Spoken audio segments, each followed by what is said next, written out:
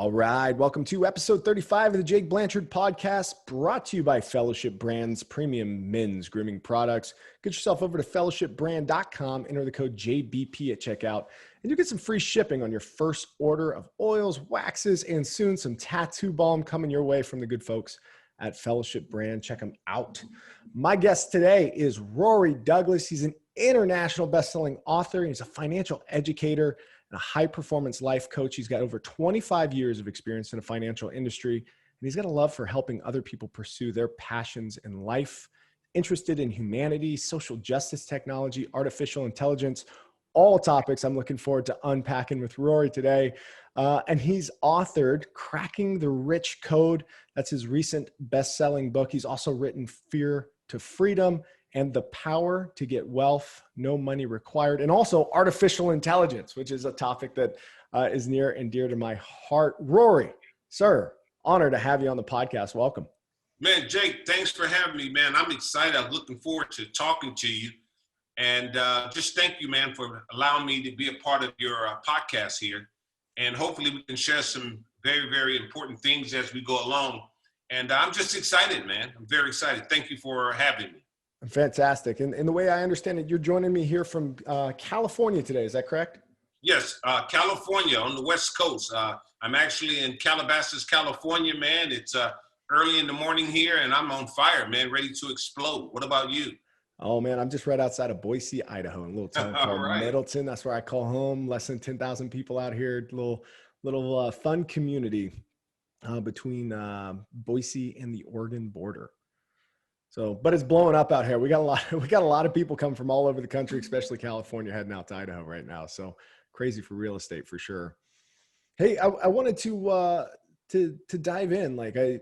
You're a very interesting man, a very interesting background. Let's start from the beginning. Like, where did you grow up, and start taking me on some of this trajectory as we anchor in here.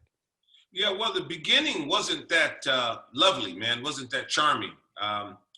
As a young child, I was basically in school, Jake, I was most likely not to succeed. I got kicked out of every elementary school, every high school, and I was labeled a troubled youth. I said labeled a troubled youth. And the reason I was labeled a troubled youth is simply because I had a disability. And that disability that I had is called dyslexia. I read things backwards. So unbeknown to my disability and due to the embarrassment, I didn't really understand what was going on. So every time we would have an open book test or the teacher wanted me to speak or things of that sort, based on my embarrassment, I would create a disruption in the class and get kicked out. That's the reason why I got kicked out of so many different schools. And the teachers used to tell me, you're such a bright student. Why are you acting the way you're acting? However, I couldn't communicate what was going on because whenever it came down to test time, that was when I got a lot of anxiety because I couldn't articulate, couldn't do it right. So when I was about 13 years old, because my mom is my mentor, my father passed at a young age. So my mom worked 3 jobs to take care of me, my brother, and my sister. So when I was 13 years old, my mom and myself was going down the road inside of her car, and she was in a hurry trying to get somewhere. So she told me, read those instructions. And I tried to psych her out and do something else. Listen, read those instructions. And you know how mom is. When the mom insists, man, I started to try to read, and she realized something was wrong. And she took me actually to the counselors and the principal, and they tested me and found out I was diagnosed with something that was called dyslexia. I had some training and I overcame my disability. So I always tell people today that you can have a disability, but you don't have to be disabled. And what I've noticed in life, people who have disabilities are doing more than people who don't even have disabilities. So I use my disability as my superpower. I use my setback as my superpower going forward in life. So that was my beginning. And right now, I've actually experienced a lot of different types of jobs because as a young kid, I had a spirit of an entrepreneur at an early age. So I worked a lot of jobs from pushing baskets, sweeping the floor, washing windows, working on roofs, all of the scrubby jobs. And then went from that to actually corporate America. And every job I worked at, I always advanced. I would start at the bottom and then I would go up, start sweeping the floor. And before you know it, I'm a department lead, from a department lead to a manager. So I knew I had a great sense of skills and interpersonal skills. So I've always elevated in life. So I worked in the retail industry for quite some time in upper management, and I learned how to work with people and manage people, but I've always had that entrepreneur spirit inside of me. So a good friend of mine, a colleague of mine, was in the music industry during that time, a long time ago. And he basically told me, hey, you know what? You're like my mentor. I mean, you're the guy that I go to talk to about inspiration, motivation to keep me up. You would be good in the music industry. Well, I love music because as a child, I always heard music in my household, and I love music. And I said to myself, well, maybe I probably would like music, even though I'm just working in the secular world. I didn't really identify what my passion was or my purpose. I was just pretty much in the wilderness. So my friend basically told me, he said, listen, we're going on a tour, and you can come on this tour. I can't pay you much, but you can come on the tour, and this could be a great opportunity for you. So I basically said, wow, it's an opportunity. So I went to my boss and asked my boss, hey, can I take off a couple of weeks? My boss said, no, you can't take a couple of weeks. We need you. But you know, I have a 2 weeks vacation and in the queue. And he goes, well, I can't give you 2 weeks. You can take a week. So I said, you know what? I'm going to take a week. And I thought to myself, I would go on this tour and see what was happening within that week, and whether or not, if I liked it or not, I could make a decision what direction I was going to go in. So got on the tour, and man, I loved it because I mean, I was just serving so many different people. I mean, serving coffee. I was just a runner, man, but I love what I was seeing and what I was learning. And then the 2 weeks turned into a career because I never went back to the job, because after the tour, it was another opportunity. Since I did a great job, they said, hey, listen, we want to extend it so you can go to the next tour. So that's how it all began in the music industry. It began basically just being a gopher, man, getting coffee, running around. And I made a name for myself when I was on tour. They called me the go-to guy because every time they asked me something, I would get it done. And if I didn't know, I would find out how to get it done. So after the tour, you know, that's why I always tell people, association is so important. The people that you're around are so important. Every opportunity, I'm telling you, you got to take your opportunity seriously. And most people don't take their opportunity seriously because they don't see financial gain right away. They don't see what they want right away. But I've learned in life, an opportunity is greater than money. So that's the bottom line. So on that tour, after that tour, one of the artists who was on the tour that pretty much was an artist just coming up in the business, that particular artist pretty much established himself and pretty much made a very, very notable name for himself. And that person's name was Bobby Brown from New Edition. So I had the opportunity to be on his management team. I was a road manager. And from that, I went on 3 world tours. And that pretty much changed my world, changed my life. And throughout the tour, I had a colleague of mine. His name was Joseph Gelman. He was an entertainment attorney. And this guy I learned a lot from. And he said to me one day, he said, you know what, Rory?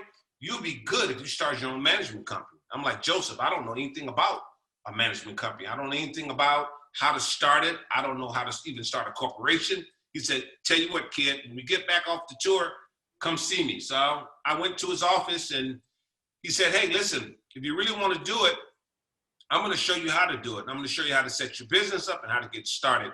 And that's how my music company was pretty much created. It was called RKD Music Management. So we had a lot of successful acts in terms of R&B, pop, and so on. And we did really, really, really well. However, I didn't really understand finance during that time. I made a lot of revenue, Jake. However, at the end of the year, when we were doing the numbers, it was like, whoa, I made all of this money. What happened to the money? Where'd it go? My partner wrote me a check, and I looked at the check. What the hell is this? He said, listen, all of the stuff we did, you know, the clothes you bought, the videos you guys shot, all of this, you added it all up. And I'm like, how is it possible that I make several millions of dollars, but now I owe a few million? How is that possible? So I learned during that time, man, when I went through that, I said, you know what? I went back to what I did in the very, very beginning. I pretty much said, I'm going to go back. I'm going to research as much as I can about finance. So therefore, I don't run into this wall again. So I pretty much dove into every book I can get on finance, started reading about finance, the whole 9 yards. And during that transition, I found my passion.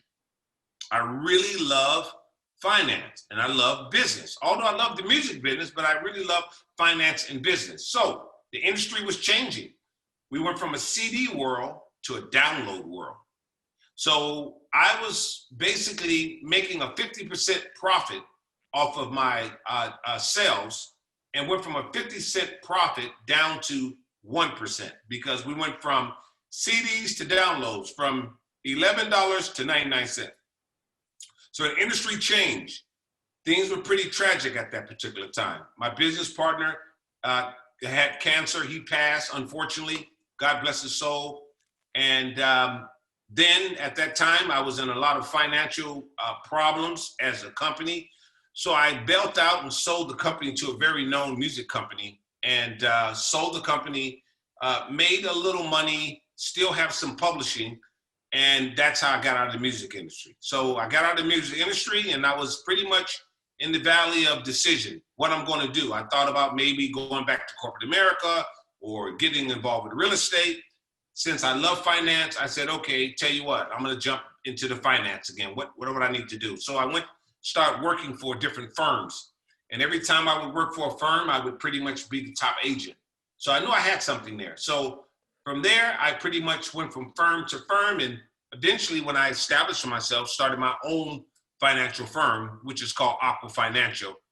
And we specialize in retirement strategies, college savings plans, things of that sort. So everything I do is pretty much about financial education, because I use what I went through in my career in terms of the music industry. I use all of my setbacks, and now my passion is to help people pursue their purpose in areas of financial education.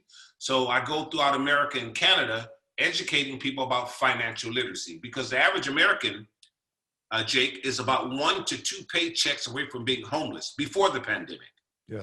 And 1 in 3 Americans carry credit card debt. And I think that we live in one of the richest countries in the world, but yet people have money problems. And the reason they have money problems is because they don't really understand the money game. It's not really taught in school and college. So I take the information that I've learned and I go out there and I spread it and empower people and help them to pursue their purpose. And I do it through life coaching also too. Very nice. So like let's talk about that blind spot real quick. Like, what is like the number one blind spot that people tend to have when it comes to not understanding money? Number one blind spot, what people don't understand is that lawyers have a language, doctors have a language, and so does the rich and the wealthy. Okay. And we don't understand the language. I'm talking about basic finance 101 principles, like compounding interest, the rule of 72. You'd be surprised, most Americans have never even heard of the rule of 72. Yet the banks operate off the rule of 72. Credit card companies, finance companies, student loan companies, they all operate off the rule of 72. Really quick for your listeners, the rule of 72 can work for you or can work against you. It works for you if you're receiving the interest, but it works against you if you're paying interest, like a credit card or a bill.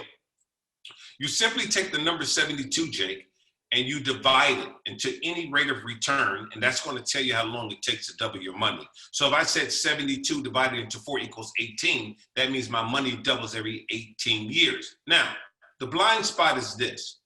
The banks in America, on average, give us about minus 1%. Now, inflation, which I call a silent killer. Inflation is, your dollar has less spending power. Inflation right now in America is about 4.5% right now, soon to be more. So think about this. If the bank is giving us minus 1% and inflation is 4.5%, we have to have at least 5% or greater just to beat taxes and inflation. So in today's time, you can literally be saving money in the bank, Jake, but at the same token, you're losing money because every year taxes and inflation goes up and the value of our money goes down. So if you don't have compounding interest, if you're not exercising the rule of 72, you're behind the 8 ball right from the start. And that's what's happened to most Americans. We are behind on the 8 ball because we don't have basic finance 101 principles. That's fascinating. That's, something I've definitely come into contact with through my, business school or life experiences as well. But what an interesting and important point to be making. And hopefully people are taking the time to reflect if they understand where their money is and, what side of the equation they're on with respect to the rule of 72. So you took me on a long journey here, so much to unpack from your time in the entertainment world as well as your pivot to finance. But I think what's interesting to me is your pivot into the educational aspects of this, really spending some time at firms. Could you talk about the firms that you were with, or maybe not the names, but the types of institutions, financial institutions those were, and then what was the catalyst to jump over and pivot and maybe start really focusing on individual literacy? Yeah, the firms that I worked at were very prominent and known firms, but I learned something working at the firms. People are still getting taken advantage of. People were not being educated. So that's exactly the reason why I skipped from the firms to start my own thing, because I've noticed that a financial advisor gets paid to give advice.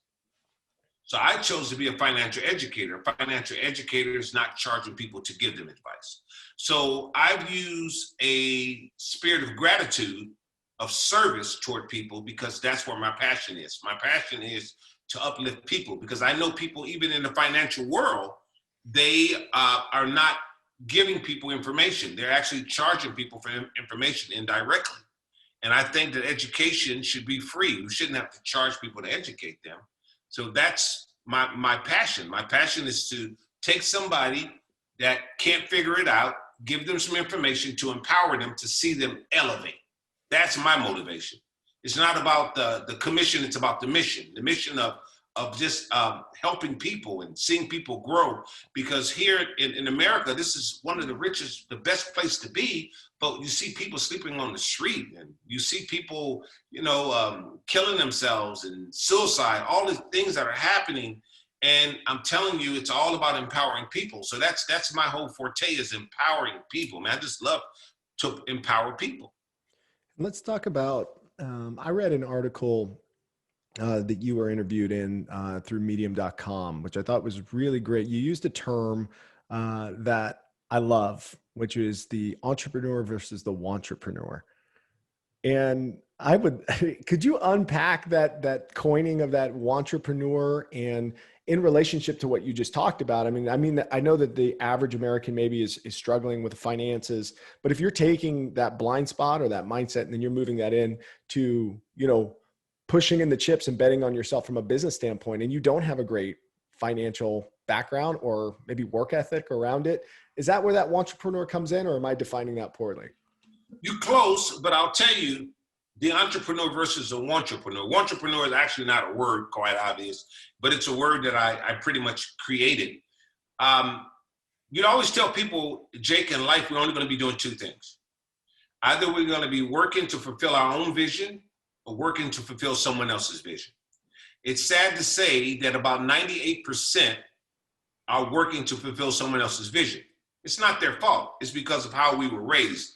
Go to school, get a good education, get out and get a job. I'm not against jobs, but my definition of job is just over broke. That's my definition, just over broke. Okay, so here's the point. The average college student changed their major at least 4 times. Why does the average college student change their major at least 4 times? Because of outside influences. Your parents want you to be this, or someone said you should do that. And a lot of time we allow our influences to influence us what path or route we should take in life. And most people, and I want the listeners to hear me, most people spend more time outside of themselves and very little time with themselves. And you got to really, really shift that thinking to spend more time with yourself, because when you spend more time with yourself, that's an investment. And I always tell people their greatest asset is their mindset. That's your greatest asset. But if you're spending more time outside of yourself, then you pretty much are following someone else's path. Now, I said a entrepreneur because if you want to be an entrepreneur, you got to be willing on turning your 9 to 5 into your 6 to 9. Your 9 to 5 job to your 6 to 9. Because that means that you have to be willing on working at least 16 hours a day in order to become a true entrepreneur. If you want to fire your boss, you have to be willing on working at least 16 hours a day. So those individuals who do not want to commit that type of time are not classified as an entrepreneur. They pretty much are entrepreneurs. People who want to be entrepreneurs, but don't want to put the work in, don't want to put the time in, don't want to grind. If you really want to get to the next level, you got to be willing on grinding. You have to be willing on putting the time in. And that's what it's all about. And most people, they don't want to do that. They don't want to put the time in because they're on that 9 to 5 mentality. The 9 to 5 mentality is an enemy to an entrepreneur mentality. The 9 to 5 mentality is that you start at 9 and then you end at 5. However, when you start at 9, the stock market is already open, business is already happening. And when you get off at 5, stores and things are open for you to go spend your money with. And that's what happens normally. So when you talk to entrepreneurs, they get up early and they leave late. And those are the individuals that win in the end. So you got to put the time in if you really, really want to win. So I always tell people, if you make a commitment to put 3 solid years in as a true entrepreneur, you can change your life and you have money for a lifetime and not a lunchtime. Money for a lifetime and not a lunchtime. Is that what you Yes. said? I love that one too, Rory. You've got some great ones, man. Hey, let's talk about your newest book here, Cracking the Rich Code. What's Cracking that the all Rich about? Code is, once again, it's an entrepreneur's blueprint. It's actually with a few colleagues of mine. I mean, everybody knows Tony Robbins. And then also Kevin Harrington from ABC to Shark Tank. And then Jim Britt, which is a close friend of mine, a life coach. We put a book together and we collaborated. It's called Cracking the Rich Code, which means there is a code when it comes down to finance. There's a code when it comes down to success. So in that book, we give vivid illustrations of how you could crack the rich code. And we also have other stories in there from several different people who are entrepreneurs, basically talking about their success also too. So it's a book that pretty much show people how to crack that code. And that code is learning about how to crack the rich code. Very nice. Very nice. And that's available anywhere where you get it. Available everywhere. It's currently an international bestseller, Amazon, but it's available everywhere. Absolutely. I'm looking forward to getting my hands on that one as well. Hey, there's another book that you wrote that I'm particularly interested in. It's called Artificial Intelligence. And people who listen to this podcast know that I have an underpinning conflict between the deep kind of stoic type mindsets and literature, as well as the challenges of social engineering around technology and the things that we bring in as a result of modern conveniences. I find it so great that I can capture my time back as an individual, but also very troubling of how dependent I've become on devices and their impacts in my life. And I would love, as an author, for you to just maybe outline high level your perspective on artificial intelligence and, what spawned you to write that book. Well, artificial intelligence, I was before my time. I wrote that book 7 years ago. Actually, I thought about the book 10 years ago, but I actually released it 7 years ago. And artificial intelligence is so extremely important. It's funny, people are worrying about politics. People are worrying about government getting involved with our free liberties. And people don't even realize that technology is what you should be really worrying about. We go into the store today, what do we see? Machines. We go into the bank, we see machines. We go into the supermarket, we see machines. So in the next 5 years, Jake, throughout the United States and Canada, in the next 5 years, 85 million jobs are going to be displaced due to artificial intelligence. And what most people don't even realize is that the next time you're in that store or wherever you are and you see that machine is not there for customer service, nor is it there for convenience. It's there to take someone's job. So now we don't really have a customer service-based society. It used to be everything was customer service, customer service. You try to go into a Target or a Walmart today and see if you can just find someone. because machines are pretty much taking over. Now, I just recently left Canada last year before the pandemic. You're talking about McDonald's automated, Starbucks automated, and it's here. And when we think in terms of United States Post Office and FedEx, robots, all around, things are happening. A colleague of mine is a fireman, told me a couple of weeks ago about firemen. They have a robot now that's going to fight fires, so therefore people don't really have to go into the homes and fight fires in buildings. So all these things are happening right now. So due to artificial intelligence, it's a whole different world. And as Americans, we're not ready. We're still in the Stone Ages. We're not even thinking about the effects of artificial intelligence. Now, seeing that we're dealing with this pandemic right now, a lot of companies are not coming back because of the financial collapse. However, a lot of companies have succeeded during this time and realized that they can still operate, make money during the pandemic. So those companies are changing. So we're not going to really go back to the old world in terms of, the office and being very, very front-loaded, heavy with employees. No, everything is minimized, maximized, minimized. That's where we are right now. So the effects of artificial intelligence in terms of social media, television, things of that sort, people on their smartphone, you'd be surprised the disconnect when it comes down to smartphones. I saw a family a few months ago in the airport. No one's talking to each other. The mother on the phone, the father on the phone, the kids on the phone. So one of the number one skills that's going to be presented in the near future is going to be a person articulating. That's going to be the number one skill, because people today, they're not really talking to one another. So there's a major disconnect. So technology is literally not only steering people, technology is taking away people's time. And we're worrying once again about the government and things that's happening in our lives when we really should be worrying about technology, because technology is saying where you are, when you are, what you do, how you do. That's just too much control.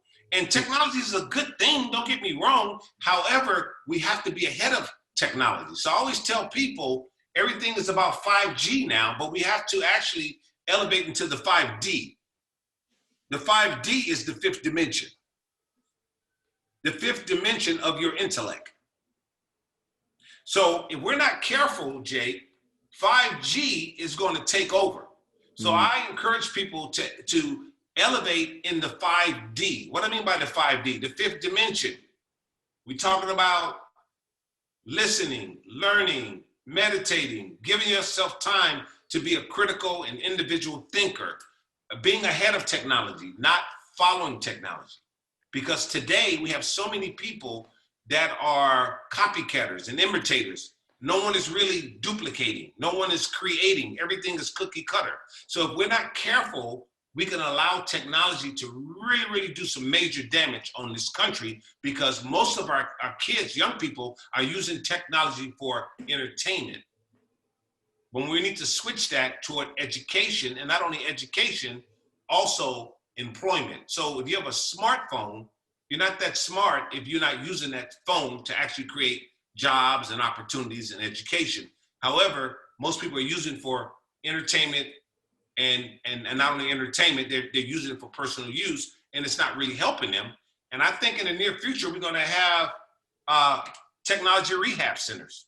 People are going to be so hooked on technology that they're going to have to go to a rehab center to be deprogrammed. So I encourage people to move from 5G, learn as much as you can, but to elevate in the 5D, and go study that. Look up the 5D in terms of how you deal with fear and how you advance your intellect and how you grow. So that was my reason for writing Artificial Intelligence, letting people know what's coming and be able to use that as a tool, but not use it as something that's going to actually hurt us and hinder us from advancing. And I think that's what's happening right now. People are not benefiting from it. They're actually getting consumed in it. And that's the problem. Rory, this is such a timely conversation for me. I mean, in the last year or so, my wife and I have been very critical about our personal use of technology. I have a habit sometimes of getting into like the internet rabbit hole. So I like to just search and search and search to no ends. And then also like social media, I'll catch myself if I start using social media, then I will, within about a week or so, all of a sudden get into that mindless scrolling. And then I'll either delete it off my phone or I'll take a break from it for a while and those kinds of things.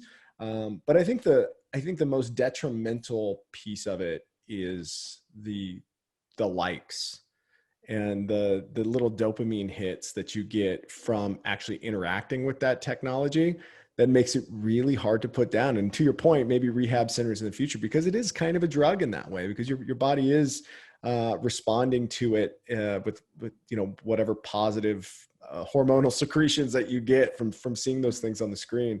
And it's just fascinating because, to your point, we are in our infancy with this. Yeah, and people feel like they're nothing if they ain't verified. Right.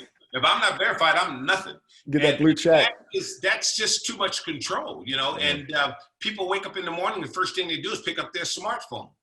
And me personally, I actually look at my smartphone twice a day when it comes down to the entertainment part. I look twice a day. I don't allow my smartphone to consume me, because it was a time where you had to actually wait to get home and listen to the answering service. That's too much access to you. And people don't realize that. And people don't realize that smartphones now are actually hindering people from becoming successful, because it's a time taker. It's a time taker. That's what's happening right now. So artificial intelligence is exactly what it says. It's artificial. It's not real. Artificial intelligence. And people don't understand that. Oh, I love artificial intelligence. Great, I get it. But it's artificial, folks. So what we have to realize is, as I said before, your intellect is going to determine the circumference of your circle. So you got to really use your mind today to be critical thinkers, but use technology to enhance it, not to hinder it. And to your point earlier, you're not going to be able to flip as an entrepreneur that 9 to 5 to 6 to 9 paradigm if you're just scrolling and trolling all day on the phone, right? It's not going to happen. Carpal tunnel now. They're getting carpal tunnel. It's crazy. Yeah. Hey, you are also spending a couple years, obviously, on the speaking circuit. You're a known motivational speaker going around the country, colleges and other events all around. You were doing that up until COVID. How have things changed for you? Are you doing digital events? Like, take me through that process. How have you been leveraging technology recently to get your message out? Man, this technology, this has actually been the best year of my career. Wow. During the midst of a pandemic, because of technology. Because now, I can actually do a green screen presentation to multiple people, and I'm not there. Normally I was in the airport on airplanes and a lot of flyer miles, but now I can pretty much just talk to several different organizations via internet. So Zoom has really been like a friend.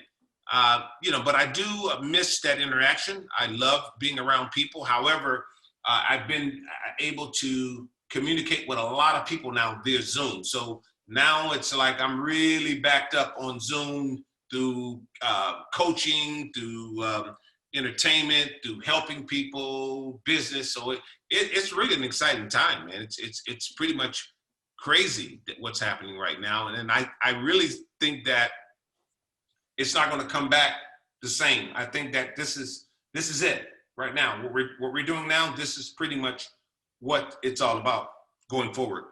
Really? And I think people are sitting around now thinking everything is going to go back the same, but it's not. I saw, obviously I follow, you mentioned Tony Robbins earlier. I follow him online, and man, he's put together a real amazing looking studio where he's talking to, thousands of people at a time.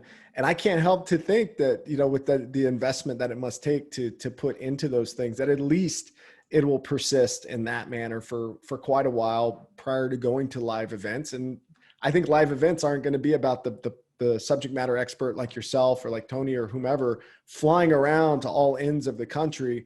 It's almost like you can kind of command the folks to either come to you or join you online in some capacity now. And that's an opportunity too for everybody that's listening. You got a voice, you got something to say. And I always tell people they don't buy books anymore, they buy you. So if you got a voice, if you got a story, this is a great time for you because you can start right from your home in your smart firm and your technology rather, and you can impact people. So I would encourage you guys to really, really use your voice to do something because that's where it's at right now. Yeah. Hey, I wanted to go back to, because there was a question I wanted to ask earlier on, and I probably should have asked it earlier, but whatever. So we're going to go back to your time in the entertainment industry. You mentioned that was kind of like did you say it was kind of the early, mid 90s, somewhere in there? Yeah. Late 80s, early 90s. Late 80s, early 90s. That was such an interesting time in music. It was such an interesting time, specifically in the music genres that you brought up, like, hip hop, R&B, those types of things. What was it like to just be on the road and supporting some of those? I'm a music fan. I'm a big audiophile. Like I have such an appreciation, especially in that time period. Any stories, anything interesting from that time period that you could share on the podcast today? Man, Jake, that was a freaking wild time. When I tell you that it was just, man, what could I share that'll just, see, for me, during that era, I was very, very, how can I say it? I was on the grind. Yeah. Which means I saw so many different things that it just blew me away. Yeah. However, I pretty much capitalized off of that time because I was pretty much serving people. Getting it done. But to see a lot of people destroy themselves is not a good sight. Ooh.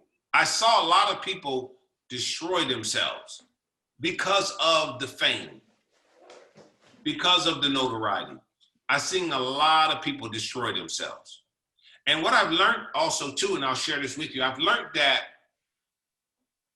sometimes money can be a drug.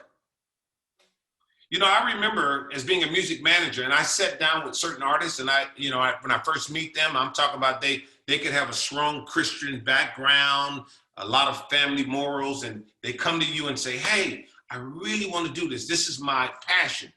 And hey, great, let's do it. You got some talent. And you spent a lot of time developing people because the industry was different then. We had studios, we had A&R, we had development, we had all of that. Today, it's totally different. There's no music industry anymore. I'll tell you what I mean by the music is gone. But anyway, during the music industry, it was a time of development, the whole 9 yards, and you invested a lot of time into one person. And what I've learned is most people, when they get success and money, they change. Same person you could tell something is now telling you, you can't tell me anything. And I experienced a lot of that. And it really put a bad taste in my mouth, dealing with people, because I've learned that most people who I've dealt with, they change when they got the success. They change when they got the money. So I always said to myself, I would never be that way. So I had pretty much a bad taste about the industry. I really did. It was a lot of great things that took place in terms of being able to travel all around the world and go to different countries and experience different cultures and language. Made me a very, very diverse person. And I love all cultures. I'm not really into any of that crap of black and white. It's not about that. It's about wrong and right. And that's what it's all about. And I think that people, the core of people are naturally good. But I've experienced a lot in the music industry that a lot of people have pretty much destroyed themselves because of the fame. And we see that right now. We see a lot of these artists and the things that they deal with every day and go through every day. Yeah. It's because of a result of that. But right now, there's no more music industry because it used to be about development. It used to be about sales and things of that sort. Now it's all about streaming. It's all about streaming and exposure. So here we are now in terms of people make more money off of streaming. It's not like it was before. You go to the store, you can't wait till the CD come out. You want to read the cover, learn. Whole different industry now. Now it's all about streaming, downloads, the whole 9 yards. It's about advertisement dollars. So everything is about advertisement now. It's no longer a music industry. It's all about, like I said, streaming and downloads and things of that sort. And then also too, it's a lot of opportunity for those individuals who inspire to be artists today. But the bottom line is it's all about brand, which means if you have a lot of numbers, you can get a lead role in a movie. You'll beat the person that has more experience than you. You can have a very prominent actor that's been trained in that particular field, but a studio will pick a person that has more likes and more hits than that person. That's where we are now. You know, it's funny. I've been kind of grappling with this concept in other areas of the world, but it's the speed of chasing different is kind of what I'm kind of wrapping my head around. Right on point. You're right on point. And it's like everybody's kind of the same. And then somebody steps out, they do something that's really interesting or new.